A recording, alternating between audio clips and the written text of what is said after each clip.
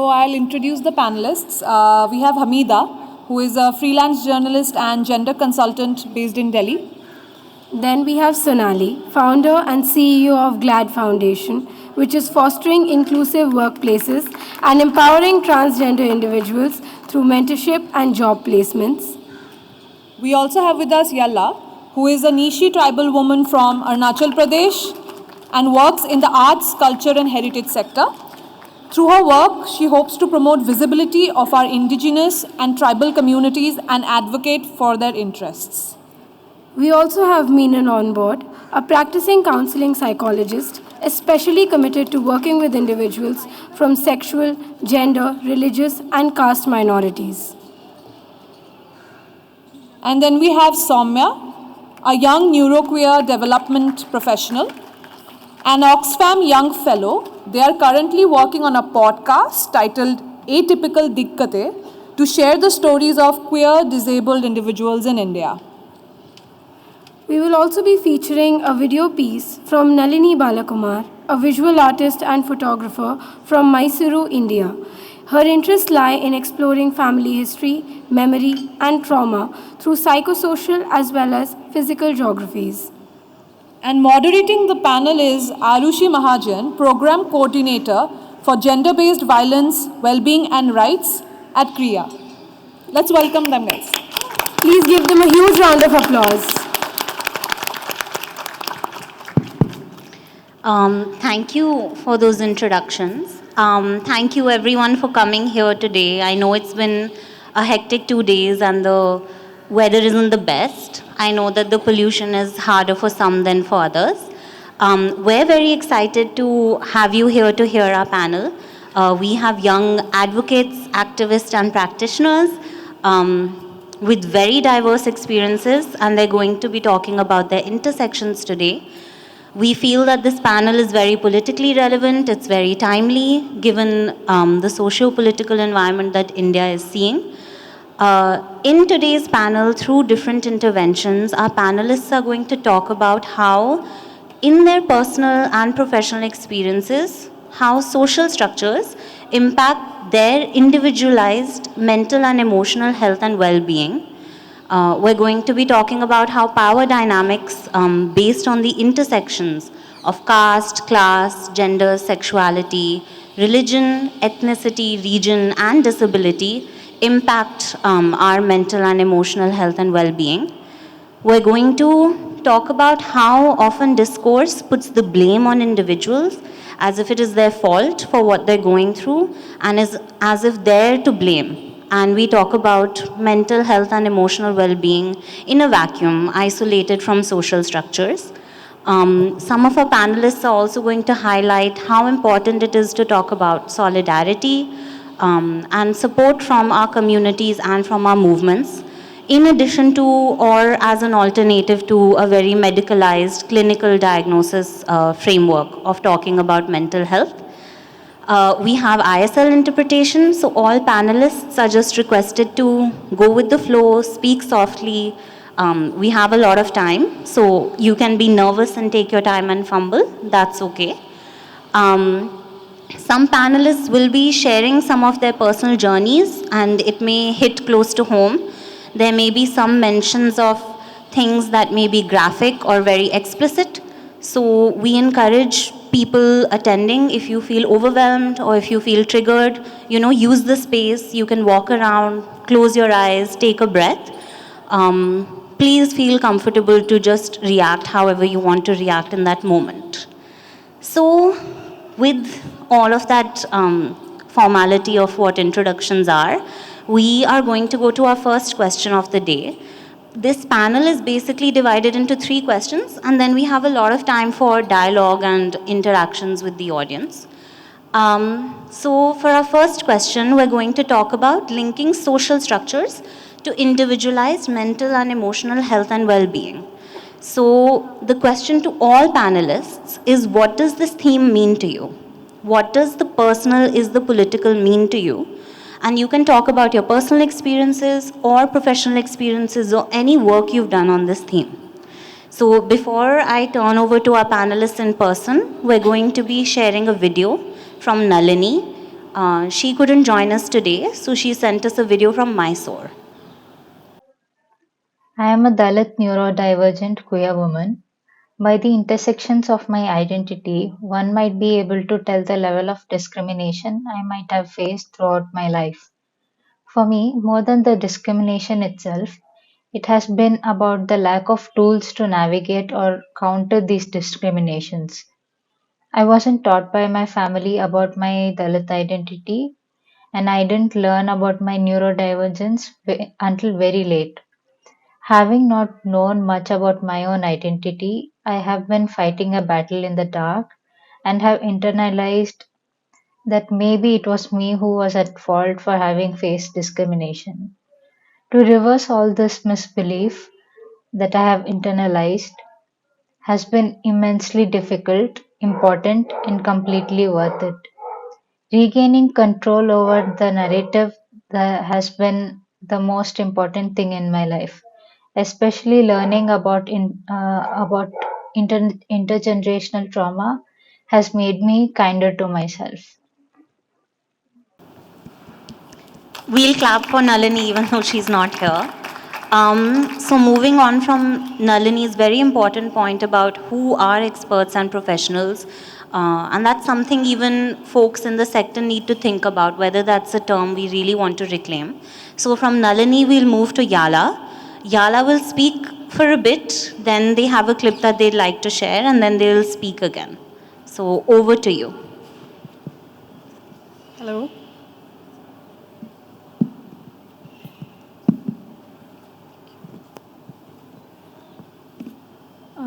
Hello, my name is Yalla. I am from the Nishi tribe and I belong to Arunachal Pradesh, and it's really nice to meet you all here today. So I'm not a psychology student or a practitioner, so I will be basically speaking mostly on my experiences and from experiences of my friends and families and other members of my community. So I'm going to read you guys some headlines because we should, as responsible citizens, we should all be very up to date with our news, right? Arunachal student of Hindu college abused with Ching Chong slur. Female students from the northeast attacked near DU called coronavirus.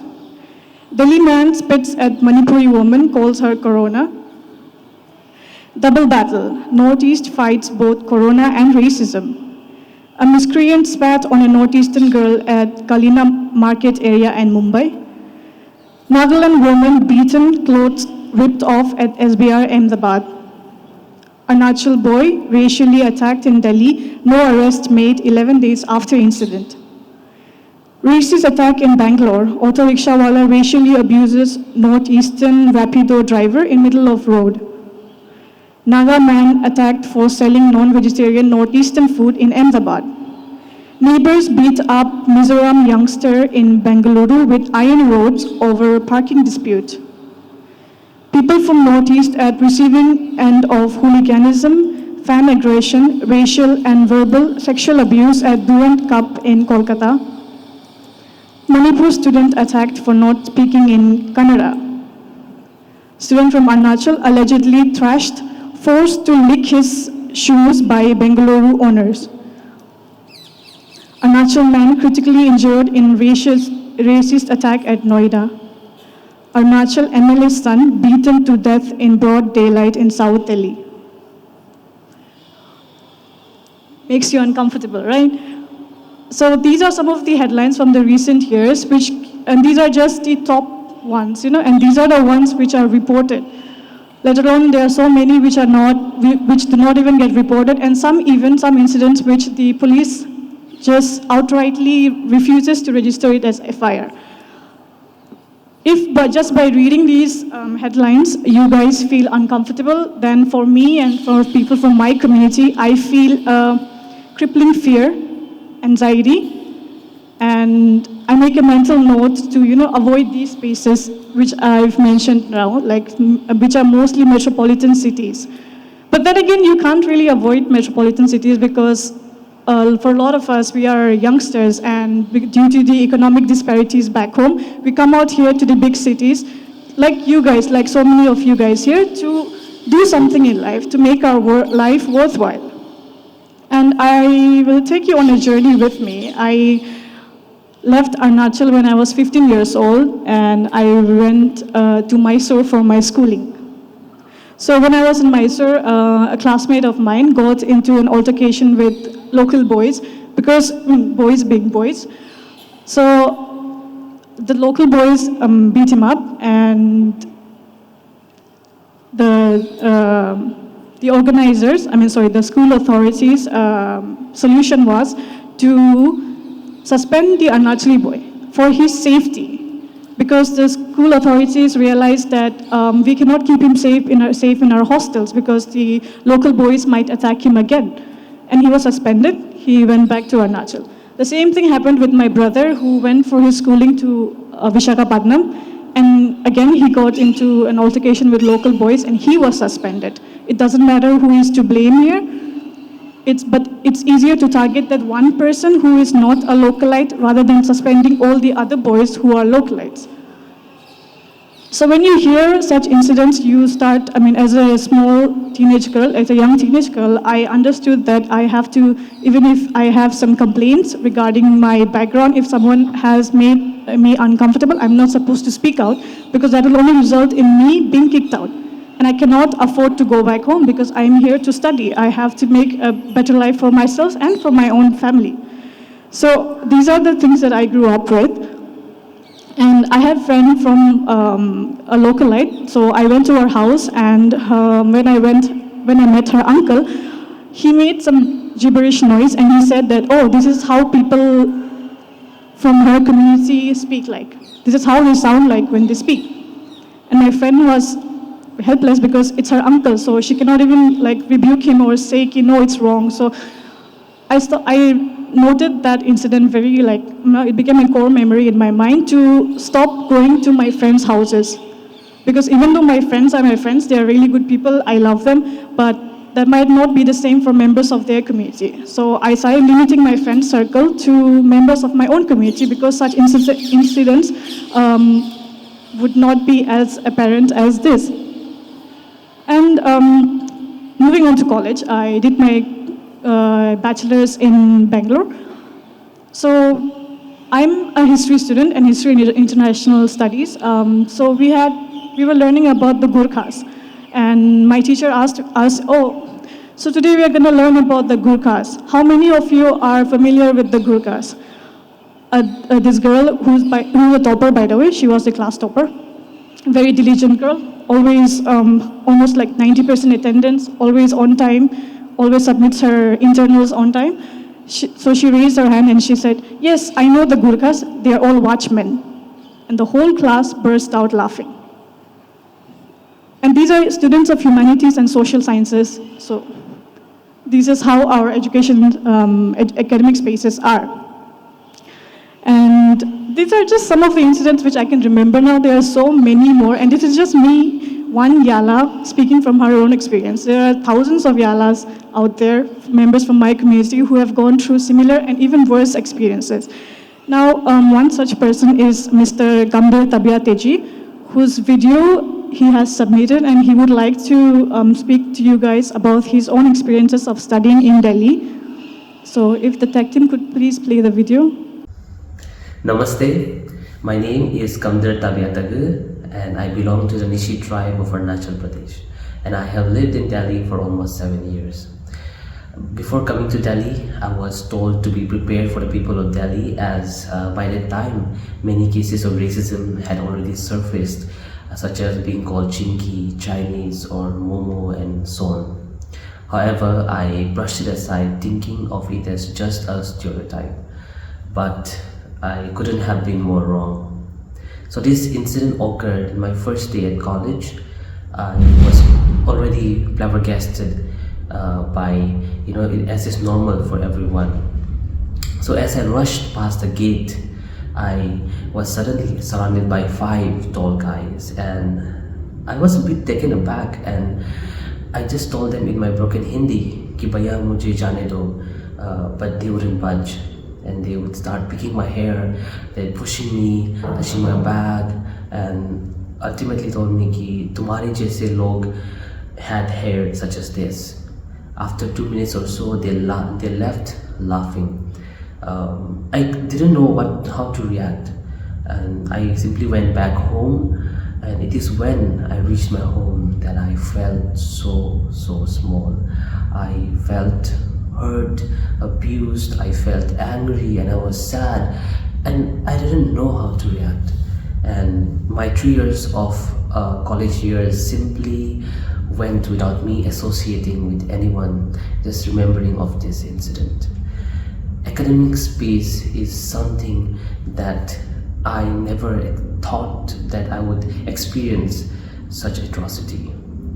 And I hope that the one India that we boast of becomes a reality one day. Thank you.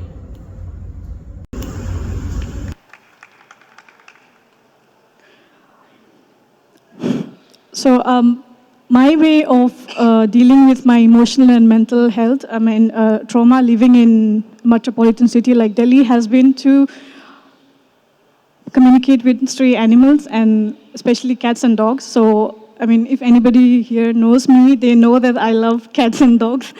There's a cat, we have a community cat where I live. She is not a stray cat, community cat I say, because there are 3-4 people, including myself, who feed her daily, who look after her kittens and all that stuff.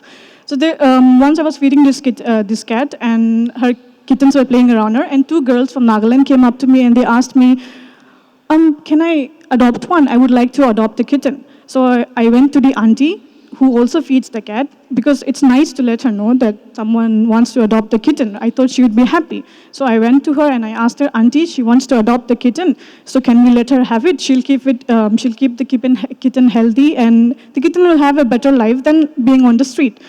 Auntie was like, नहीं मुझे पता नहीं आप लोग क्या करोगे, ठीक से रखोगे कि नहीं, क्या पता आप खा भी सकते हो उसको. So, this is my saving grace. My animals, my stray animals is how I keep myself sane, because, interacting with people is not always the nicest experience. Like Teji has also said in the video, and like all the incidents I've narrated here. So, and you can't even call home and tell your parents that, about these incidents, because if I tell my mom that, this happened to me today, and actually she might be watching now, if I tell my mom that, oh, Amma, this happened to me today, then she'll be like, just come back. Just come back. You don't have to be there. You don't have to be successful. You don't have to get an education. Just come back. I just need you to be alive. So I've stopped telling my parents and my family members about such incidents, because it only gives them insomnia. When I narrate such incidents to my mom, she has sleepless nights until I tell her the next good news. So until I have a good news, she'll have the same sleepless nights. So I've stopped telling my parents also. And I think this, like all the headlines that I've read out today, this happens because there is ignorance about the region, and also because we are seen as a homogeneous community rather than as individuals. As you can see from the headlines, it's not this boy, this 13-year-old boy, 17-year-old boy being harassed or molested. It's Arunachali boy, Northeast boy, Nagaland woman, Manipuri woman, Mizo boy. So, we are typecast as belonging to one region, and I think that's how the media is also to blame here, because tragedy sells, right? Only such headlines, such news make it to headlines. If there was something nice about the Northeast, they would not put it up, because that's what the audience wants. That's what grabs the audience attention. So I would like to conclude, because I think I'm a little over time, but I would like to conclude by saying that, you think like after a decade of having lived outside, you think that you would get used to it, but you never really do. And the ripple effect trickles down to members of your own family and also members of your own community. And even if someday in the future, Delhi and India become equal state where racism doesn't exist, the trauma of having experienced this back in 2012, when I was 15 years old, 16 years old, would still live on. Thank you.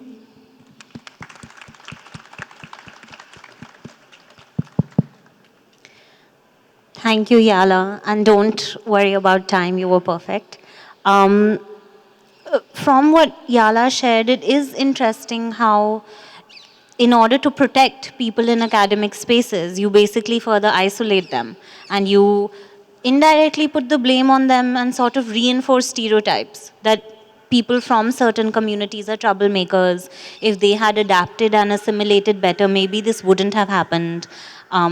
So instead of being more accommodating and thinking of diversity, it's basically if you don't look like us and behave like us, perhaps you deserve what's happening to you.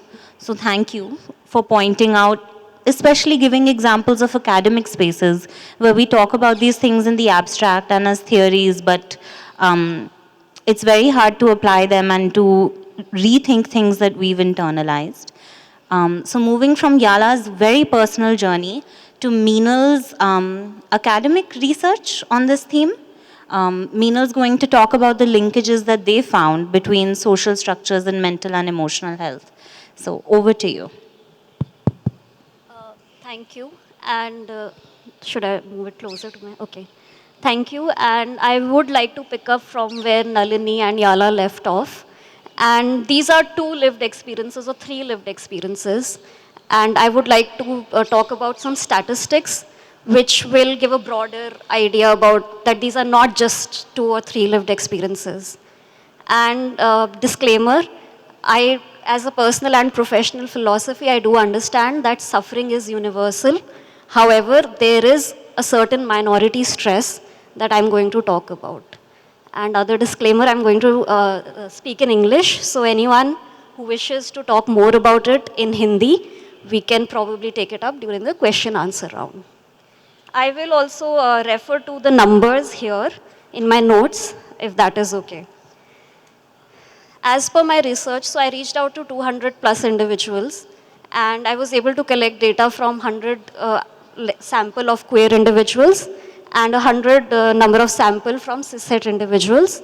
And I found some things which are worth noting. So 60% of my queer respondents had or were facing clinical depression, what is termed as clinical depression, as opposed to 37% of their cishet counterparts.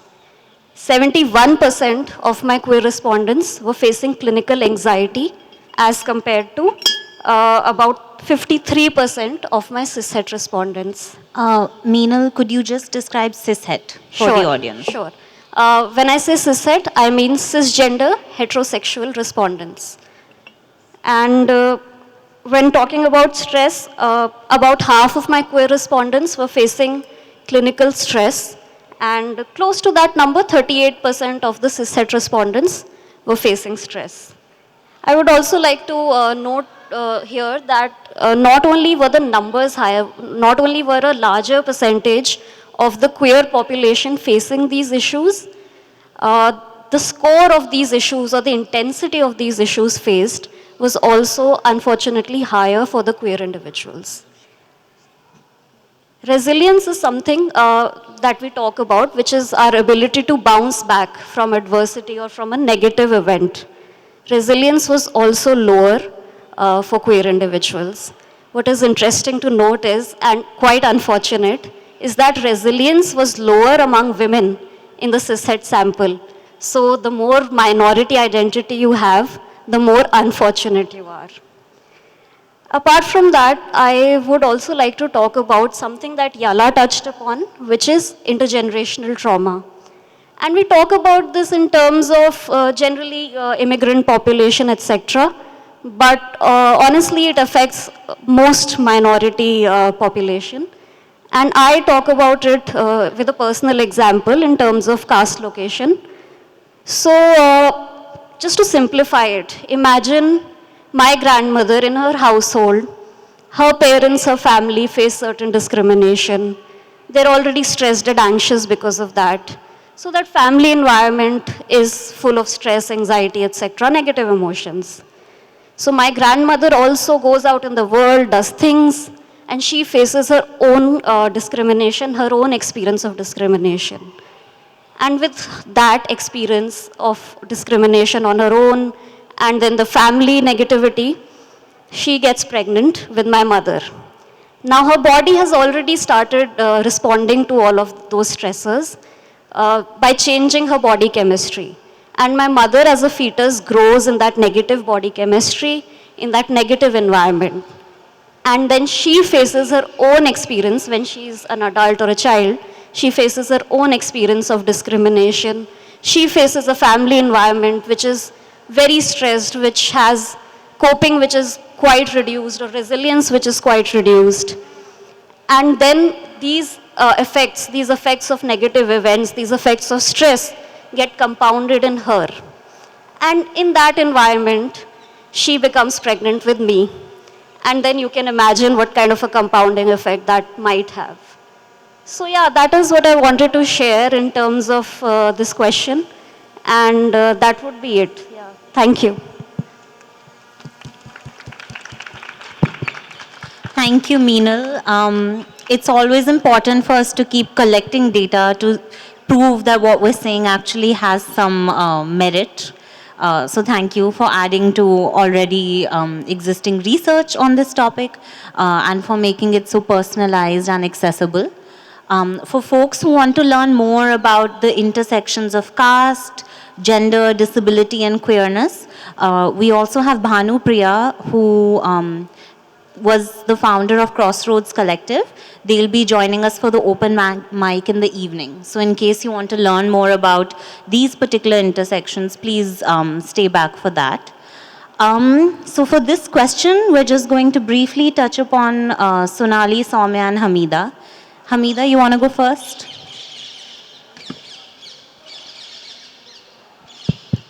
Okay. Hi, everyone.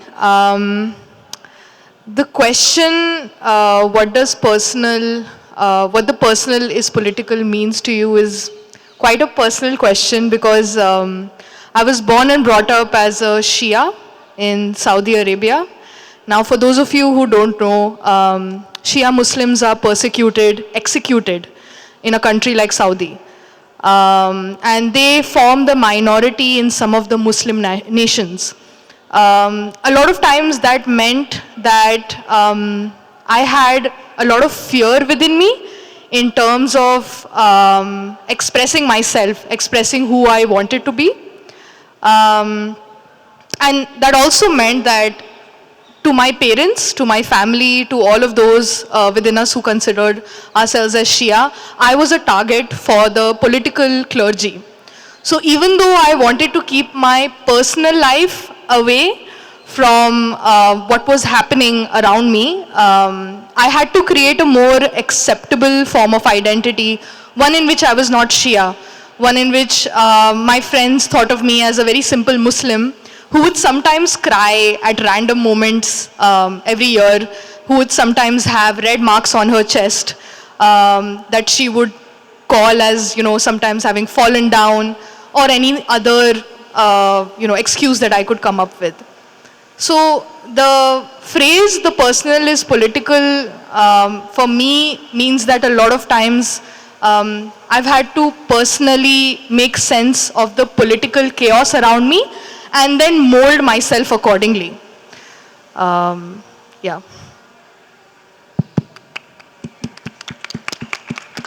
Thanks, Hameeda. You took us back to Yalla's point about how we sometimes change ourselves because we have no power to change the structures. Sonali and Soumya, who wants to go first? Okay, Sonali, go ahead.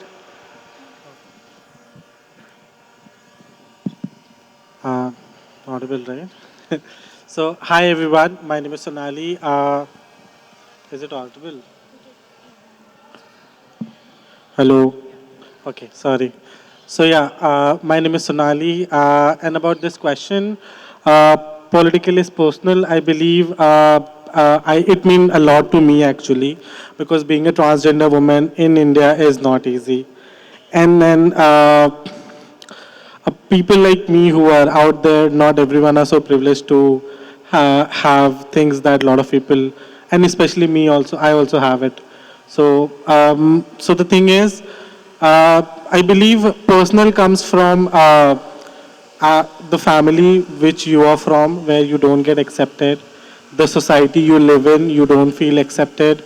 Even the government political view, if you see, there are laws which are not which should not have, because as a human being first, I should have all the basic rights what any other person have. So for us to even get a basic things like housing, like Aadhaar card, PAN card, passport, we have to fight. And it's been, I'll give you an example of me. It's been almost a year. December 2022, I have applied for passport and still I have not get it. So just imagine how difficult it is for me to get just a single document that you can just go once and get it like within a month. So that difficult it is for me to just get a passport.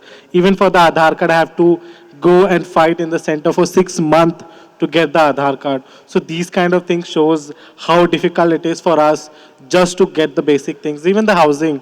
I was looking for a house very recently. None of the owner was ready to give me the house.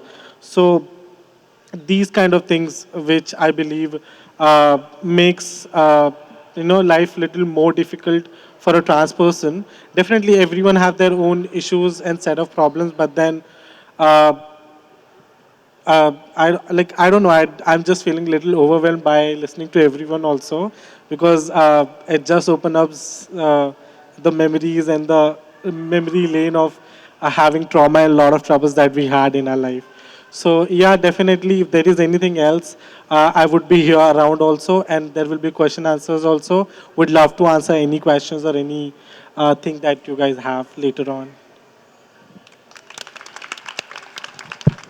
Thanks, Sonali. And, I think everyone on this panel, no one needs to apologize for feeling overwhelmed. We have asked you to share something very personal. I think everyone in the audience understands that. If you want to refer to your phone, your notes, look down, not make eye contact, please feel free to do whatever suits you best in that moment. And with that, over to Soumya with her notebook. Hi, everyone. So the question was, what does is the political mean to you? I'd like to start with something very simple, accessibility. Right now, the lights are all on my face, and I'm not able to look up. But ultimately, given how spaces are built, it comes on me. The onus is on me to accommodate, to mold myself in order to access spaces. I have to mask in order to fit in, to access opportunities, right? And it impacts, because then it leads to sensory overwhelm, and then I have to do a whole routine in order to, just feel regulated again. So yeah, trying to navigate systemic exclusion 24/7 without a break ultimately impacts you. And I know all of us have shared personal experiences, and I could relate to a lot of it, so I won't repeat them. But, unmasking comes with consequences. When you say that you're autistic, people have a very limited understanding of what autism looks like. So they have questions about it, and there's very limited research on how it affects women or gender non-binary people or those assigned female at birth. And it took me around 11, 12 years to get a diagnosis. And that was also because I was put in a position where I had to quit my job.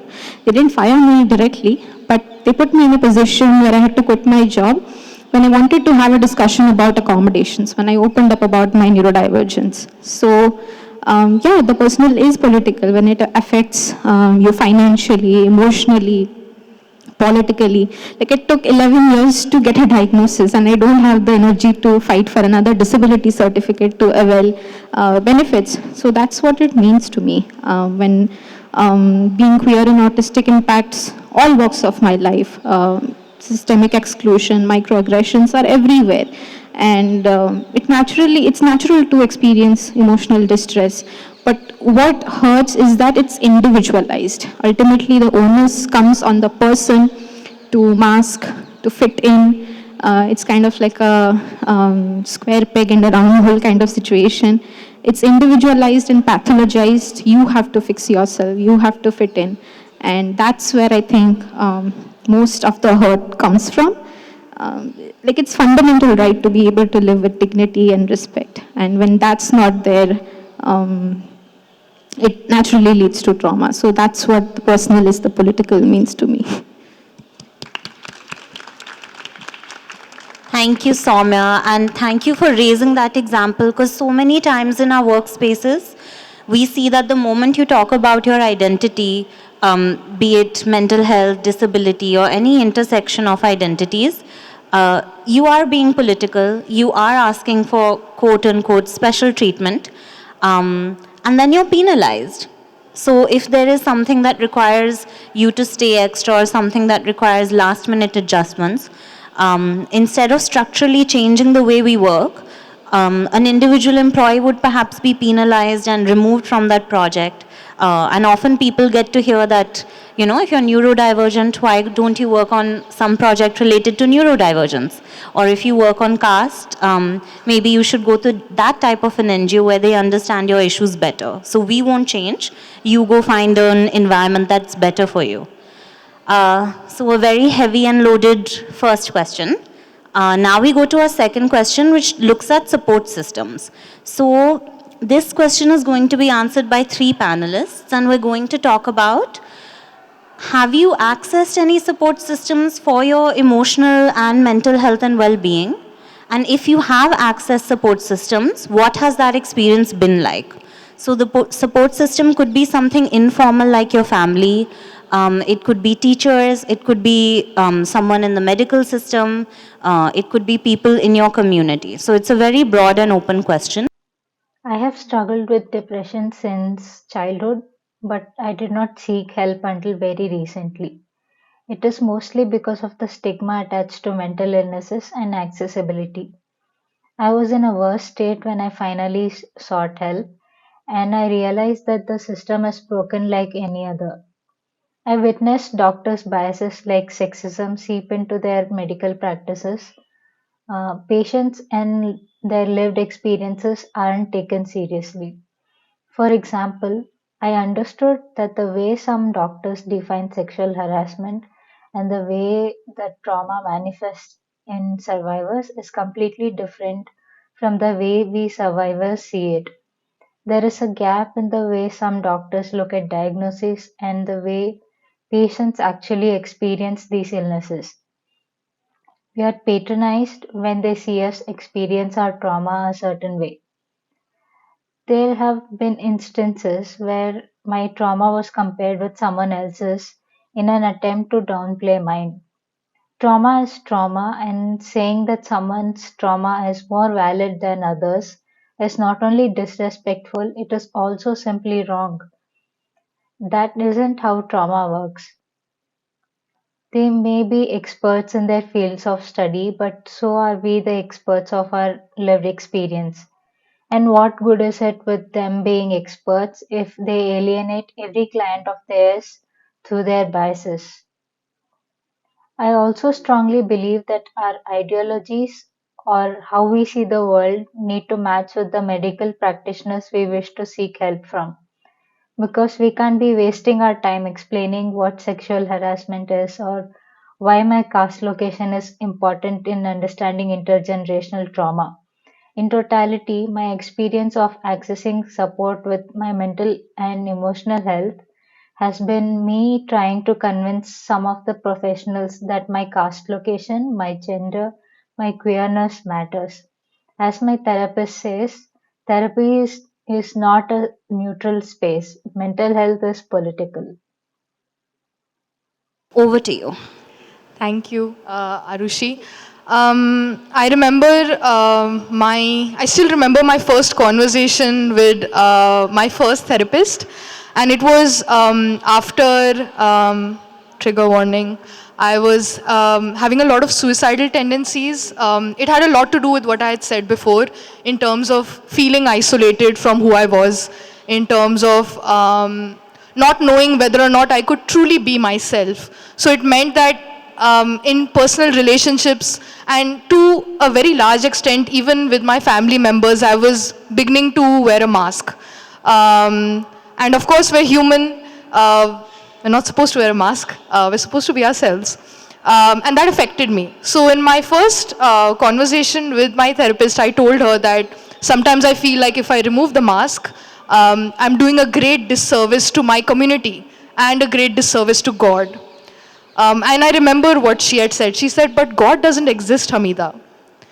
Now, this is a very important point that I wanted to bring out, because I wanted to share with all of you that there are quite a lot of people who believe in God and who consider God to be one of their friends, who consider God to be the only supernatural being who can hold systems into account, who can hold people of power into account. Now, of course, it's a difficult conversation to have, because all of us have had very difficult experiences and different varying experiences regarding religion. But at the same time, what we also forget is that the therapist at the other end has their own biases, has their own prejudices that they're coming with, which probably means that she must have had a very difficult relationship with God, or she must have had a very normal relationship with her understanding of God to have said that, you know, Hameeda, God doesn't exist.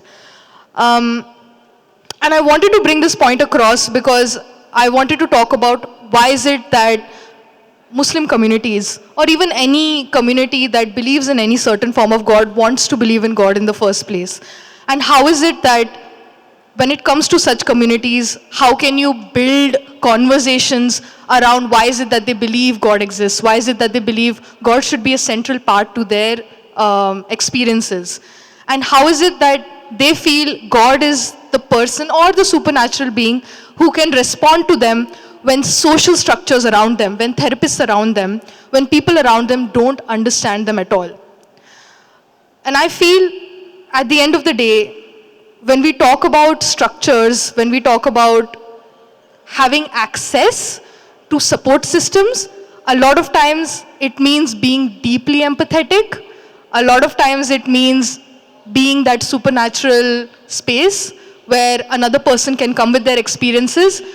And while at that particular point of time, you might not understand those experiences, and it's okay for you to get triggered by those experiences, especially when it comes to understanding about God, it's okay, because what I have understood throughout my journey is that having access to such spaces has helped me build a better, more stronger community and a better, more stronger understanding of myself.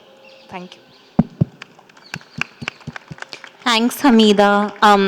And you raised a very important point, which I think anyone working on rights-based issues. Sorry, that's a 10-minute for what? The entire session? Okay, 1 second. How we need to deal with this issue in our movements, where we want to support and advocate for the rights of people excluded on the basis of their religion, usually a minority or stigmatized religion. And on the other hand, we advocate that atheism is the way to go, and all of us just must denounce our faiths and beliefs. So with that, we move to Sonali. And just a request to the organizers that we started at, it was a 1.5 hour panel, and we started at 3:30. So I think folks were expecting it to go until 5. So I know that you're facing a lot of issues with readjusting your structure. So is it okay if we get 20 minutes instead of 10? And we'll try to do our interventions quickly. So Sonali, over to you.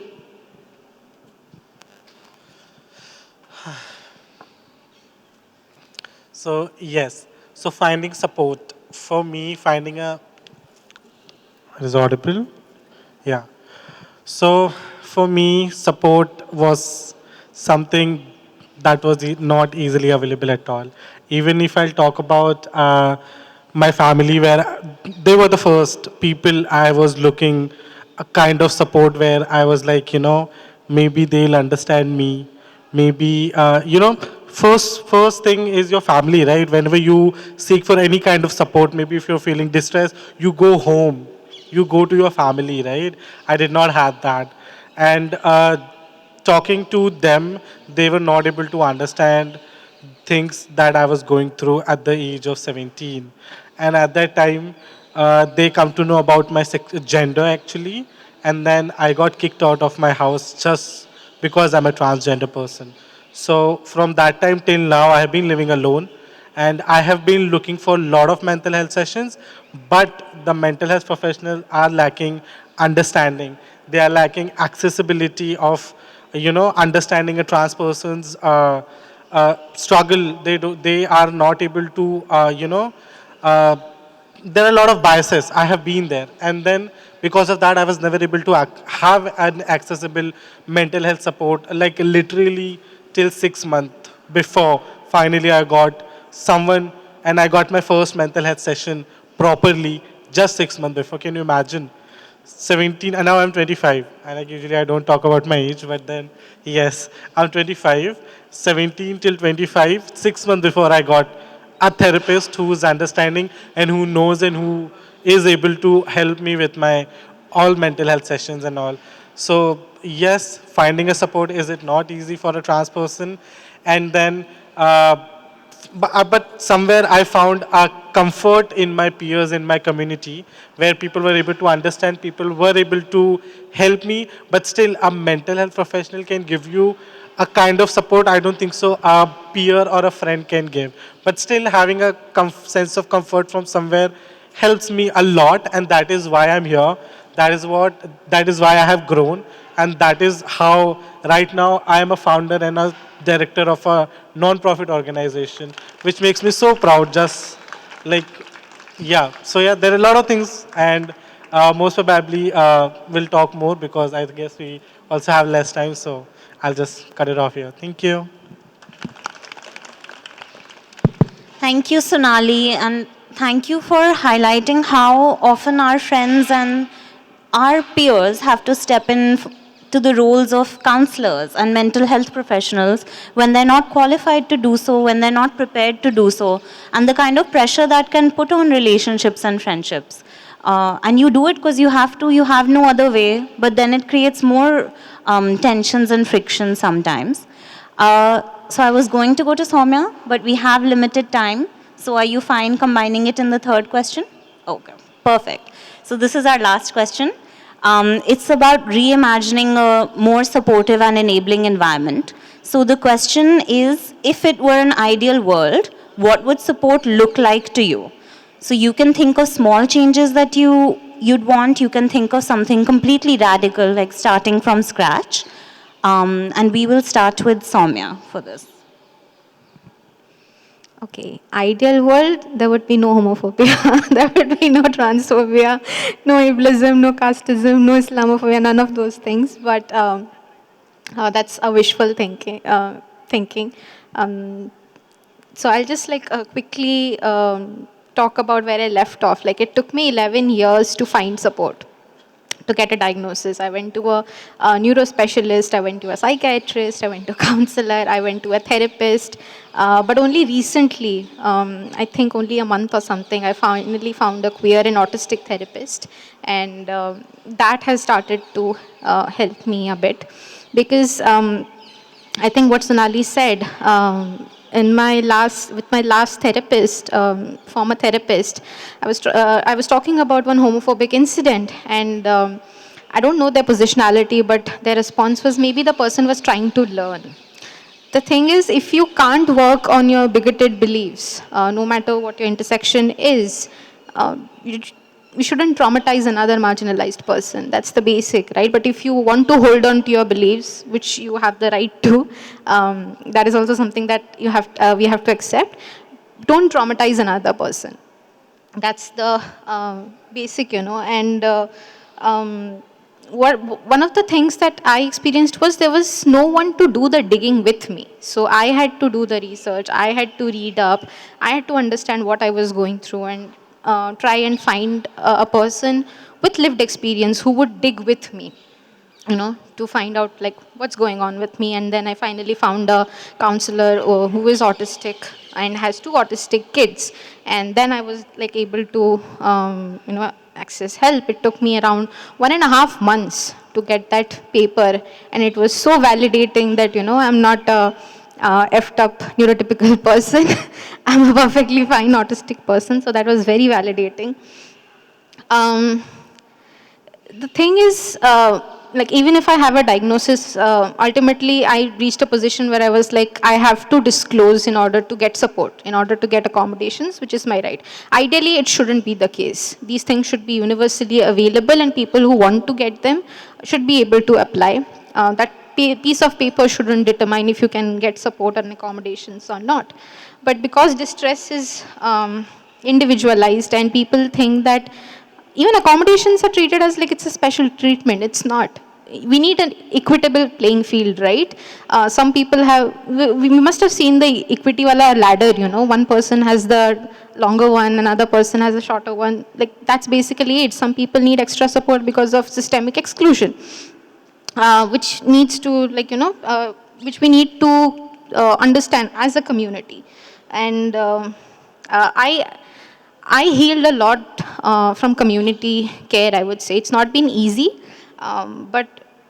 and it has also strained some of the relationships, like you rightly pointed out. It was not always possible because they're not trained, and I can't expect one person to fix everything. That also strained some relationship, and only recently I was able to find a space where I can process those emotions. So it's not been easy, but humans are social animals, and we need that collective care, community care, but it can only be co-created. One person can't take up the responsibility to create them, because the things that we deal with are very political, and you cannot remove hurt from politics, because all of us come with trauma, and it's important to transform that hurt, the pain, and grow together, is what I feel. And that's why it's important to humanize each other. And that also creates an enabling environment for growth. One of the things that, in personal experience, while community care has helped me, I've also seen there is a lack of self and mutual accountability sometimes. So I see a lot of stuff happens when there's calling out, but when we actually have to build together, because that takes a lot of emotional labor and patience and love for each other. That is something that we need to work as communities. And I don't think these movements can happen in silos. We need to build intersectional solidarity, find commonalities even in our differences. All of us come from different lived experiences, but I could relate to the trauma, that those strands of solidarity I could feel in this session, and that is important to build according to me. Another aspect of enabling environment is therapy, or mental health support that Sonali highlighted. A lot of people are not from lived experiences. So you have to do the emotional labor of educating them that, okay, this is what I'm going through. Ideally, they should be helping us. And this is important because when there is systemic exclusion, marginalized people can't reach those spaces to help their communities, right? So we need to work, sensitization should happen in educational institutions. Training should happen there. Because it's very easy to say queer affirmative, neurodiversity affirmative, but to actually practice it, because it's like systemic conditioning, right? So it's very important to have people from lived experiences to be in these spaces in order to, help us build that solidarity, that sense of community. And given everything that's happening in the world, I sometimes see these posts where people try to depoliticize therapy, and it doesn't make sense to me. Most of my trauma comes from being a queer and autistic person in a very cis heteronormative and neuronormative world, and it affects my life, my dignity, my rights, basic fundamental rights. So therapy is as much a political space as a personal space, and it can't be divorced from politics. And hurt will be there, but how we transform that hurt to build solidarity is the work that we have to do.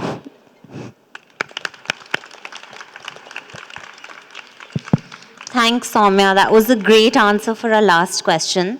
And thanks for pointing out the need for structural change. So it's not as if by talking about identity politics and having more neurodivergent or queer therapists, there would be like a solution, because there is no guarantee to whether they understand intersectionalities, whether they are progressive.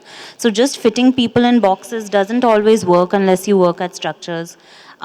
Even thinking about intersectionalities, when Me Too happened in India, A lot of people I know participated in it, I participated in it, and a friend of mine, he pointed out that, okay, you've done it for sexual harassment. What if we were to start a Me Too for casteism?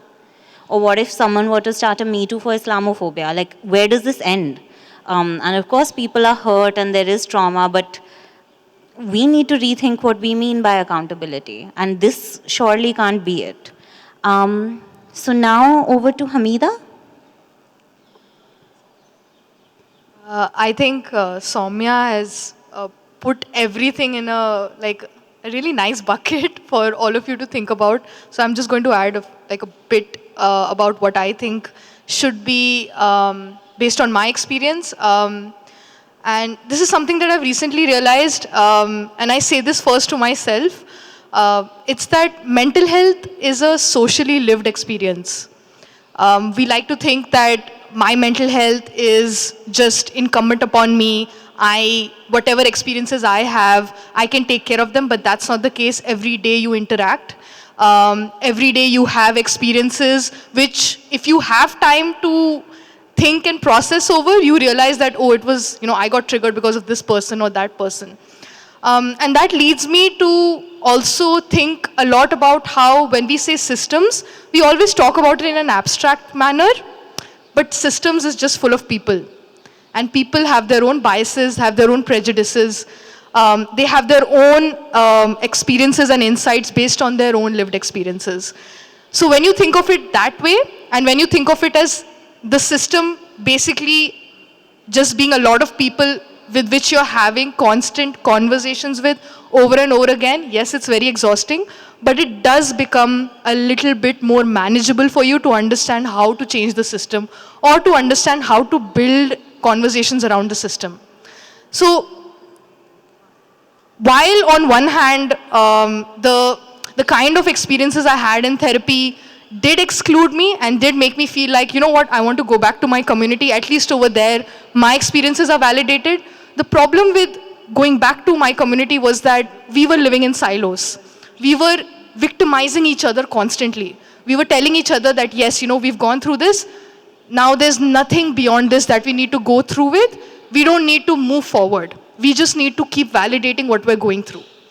And what I found dangerous about that was a lot of times it made me not want to have conversations with any of you. It made me not want to come to panels to discuss.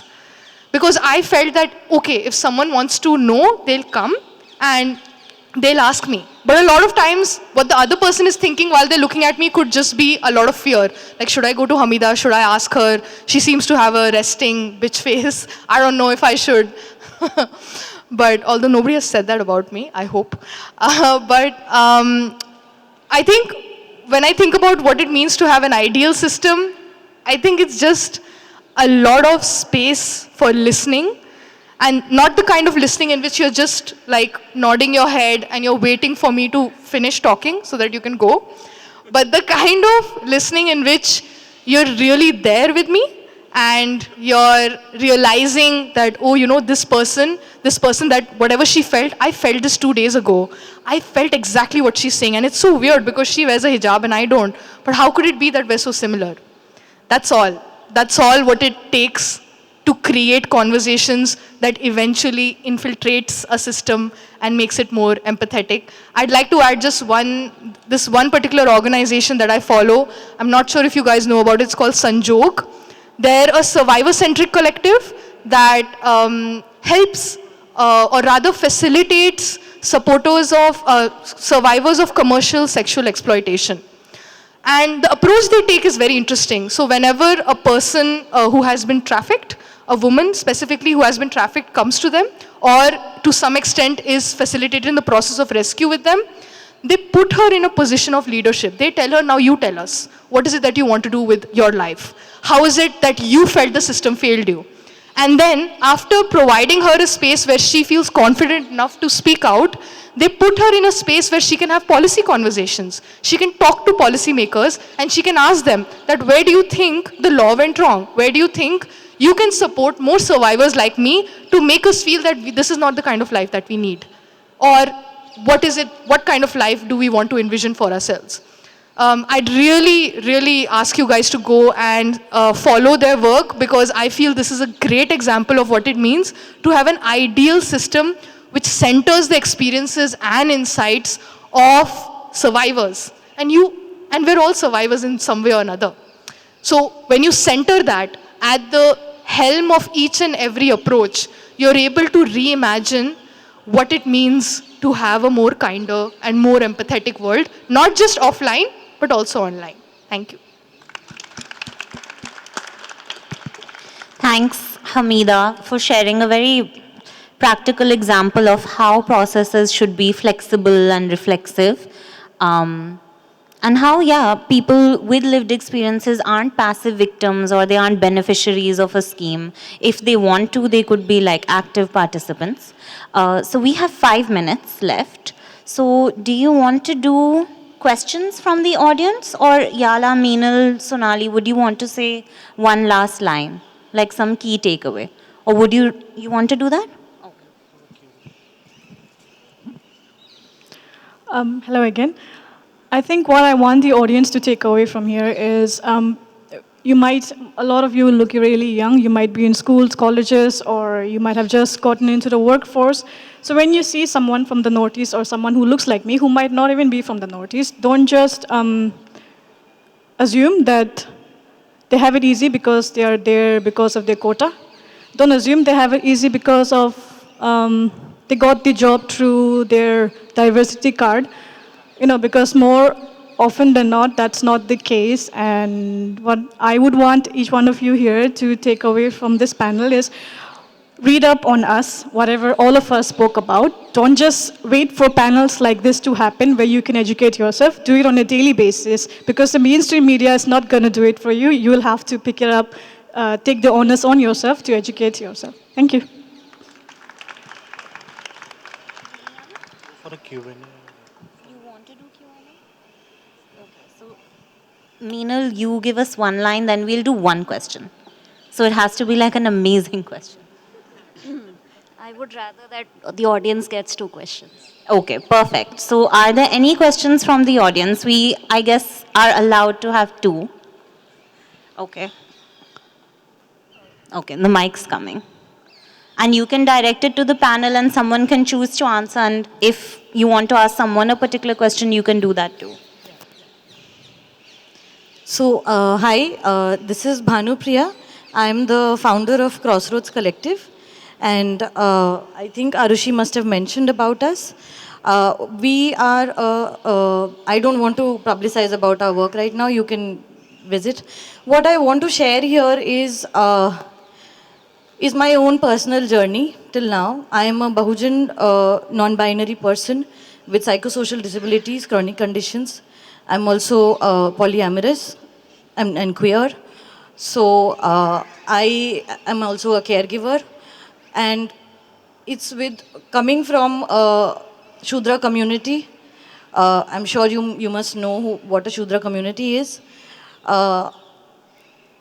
We are, organizations like us do not exist, firstly. If they exist, they are not able to reach to a national platform. This is for the first time that we are getting such a platform.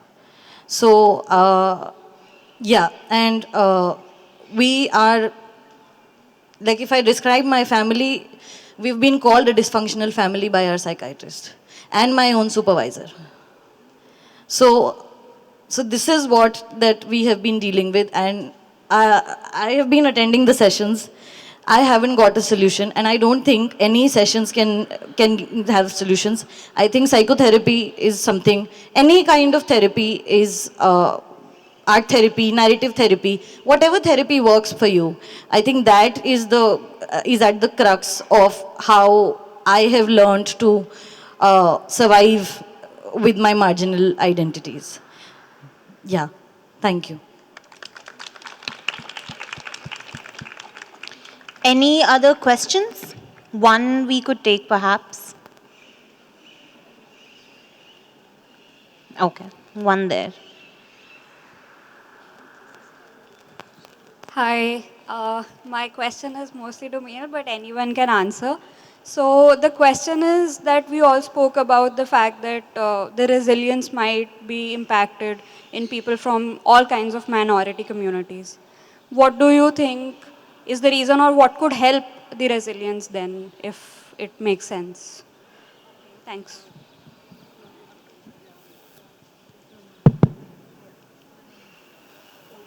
All right, thank you so much. Yeah, thanks for that question.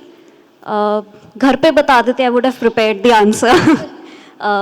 Okay, so what impacts resilience, or what can help build resilience? Resilience or coping is impacted by like everything that we all talked about.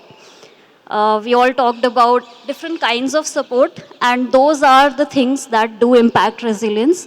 Apart from what usually is the discourse that, oh, you should have a lifestyle, you should have a discipline, acha khao, acha, have exercise and all. Of course, that does affect your body. However, that the thing that everyone talked about, I'd like to summarize it again, the kind of support that we get. Starting from the spiritual support, if anyone does have that kind of bent, that belief, the spiritual support helps. The institutional support that we all talked about.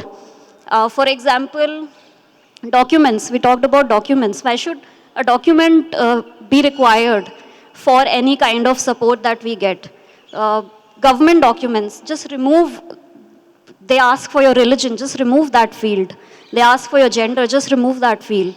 They ask for a surname, just remove. All of these things should be illegal to be asked, right? So this is the institutional support that we require. On a community level, we talked about having avenues to get in touch with our own communities. To be very honest, I was not touched with my own community because everyone was so afraid to come out.